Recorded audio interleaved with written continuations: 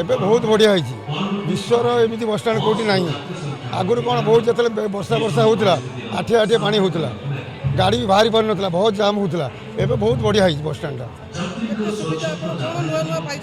ଆଜ୍ଞା, ଏବେ ତ ଆଜି ଓପନିଂ ହେଲା, ତାର ଆମେ କାଲିଠୁ ଜାଣିବୁ କ'ଣ ସୁବିଧା ଅଛି, ଆମେ ଆଜି ଜାଣିପାରୁନୁ। ତେବେ ବସଷ୍ଟାଣ୍ଡ ସବୁ ସୁବିଧା ଅଛି, ପିଇବା ପାଣି, ସୁଲଭ ଶୌଚାଳୟ, ହୋଟେଲ ସବୁ ସୁବିଧା କରିଛନ୍ତି ସରକାର। ବେଳେବେଳେ ଲୋକଙ୍କର ଯେଉଁମାନେ ଲୋକ ବସ୍ରେ ବିଳମ୍ବ ହେଇଯାଏ, ରହିବା ପାଇଁ ରାତିରେ ହଇରାଣ ହୁଅନ୍ତି, ଖାଇବା ପାଇଁ ହଇରାଣ ହୁଅନ୍ତି, ତ ବର୍ତ୍ତମାନ ଏସବୁ ଜିନିଷର ସୁବିଧା କରାଯାଉଛି। ଆଗରୁ ଯେଉଁ ବସଷ୍ଟାଣ୍ଡଟା ଥିଲା ସେତେବେଳେ ବହୁତ ଅସୁବିଧା ହେଉଥିଲା, ହୋଟେଲ 10ଟା 11ଟା ବେଳେ ବନ୍ଦ ହେଇଯିବ। ଏବେ କ'ଣ, ଏବେ ବସଷ୍ଟାଣ୍ଡ ଯେଉଁ ହେଲା 24 ଘଣ୍ଟା ଖୋଲା ରହିବ, ଲୋକ ରହିବା ପାଇଁ ବହୁତ ସୁବିଧା ହେଇଯାଇଛି, ଏସି ରୁମ୍ ବି ହେଇଯାଇଛି, ଆଉ କିଛି ପ୍ରୋବ୍ଲେମ୍ ନାହିଁ।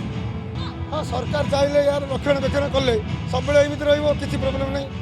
ସରକାର ଯେଉଁ ଚାହିଁବେ ତାକୁ ମେଣ୍ଟେନାନ୍ସ କରିବେ, ତାହେଲେ ବସଷ୍ଟାଣ୍ଡରେ ସାରା ଦିନ ପାଇଁ ଏମିତି ରହିବ।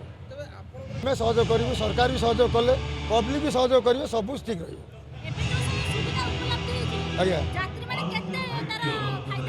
100ରୁ 100% ଫାଇଦା ଦେବେ। ଯାତ୍ରୀମାନଙ୍କର କିଛି ପ୍ରୋବ୍ଲେମ୍ ହେବନି। ଆଉ ପାଣି ଆଠିଆ ଆଠି ପାଣିରେ ବସିବା ନାହିଁ, ଡାଇରେକ୍ଟ ଏଠୁ ବସ୍ରେ ବସିଲେ ଗଲେ, ରାସ୍ତାରେ କେଉଁଠି ବସ୍ ରହିବନି, ୟା ଭିତରେ ଲୋକ ଓହ୍ଲେଇବ, ୟା ଭିତରେ ଲୋକ ଚଳେଇବ, ଆଉ କିଛି ପ୍ରୋବ୍ଲେମ୍ ହେବନି। ଆଜ୍ଞା,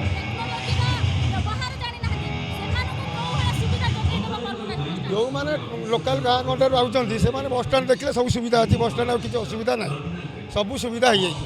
ପାଣିରୁ ନେଇକି ସୁଲଭ ଶୌଚାଳୟ, ହୋଟେଲ ରହିବା ପାଇଁ ସବୁ ସୁବିଧା, ଏସି ରୁମ୍ ବି ହେଇଛି, ସରକାର କରିଛନ୍ତି, ସବୁ ଠିକ୍।